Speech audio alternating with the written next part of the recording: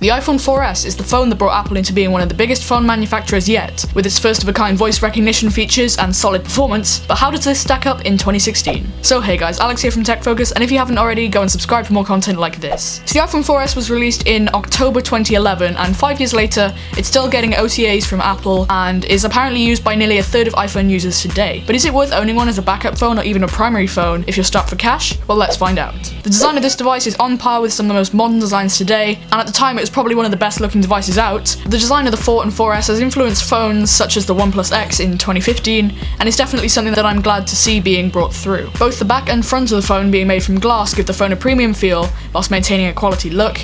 It weighs 140 grams, which is a bit on the heavy side considering how small it is, but I guess it's okay. On the software side, this phone originally shipped with iOS 5, and even though it's discontinued from Apple, it's still getting updates over the air at this point for iOS 9, but apparently it won't get iOS 10, which is understandable. Performance on this device isn't all that great. With its Apple A5 processor and 512 megabytes of RAM, what can you expect really? Of course it won't meet the performance of a modern day flagship like the Galaxy S7, or even a mid-range phone like the Nexus 5X, but for its time this was pretty impressive. The size of this device is also way too small in my opinion.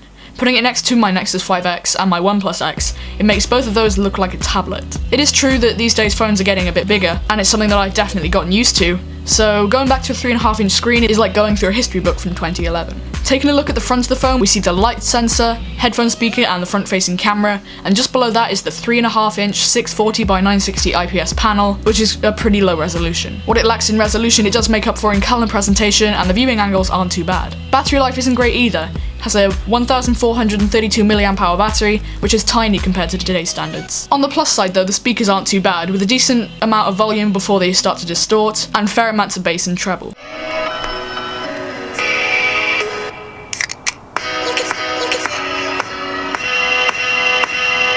And finally, the cameras. The back camera is an 8-megapixel f2.4 shooter, which take photos that are, okay, but definitely not great. And the selfie camera, well, let's just say it's awful. So overall, in my opinion, the iPhone 4S really isn't a great phone in 2016, and whilst Apple is still throwing software updates at it, if you're thinking of buying one, I'd take a look somewhere else, probably on the Android side, for a phone that's going to get you the best bang for your buck. So thank you guys for watching, and I will catch you in the next one.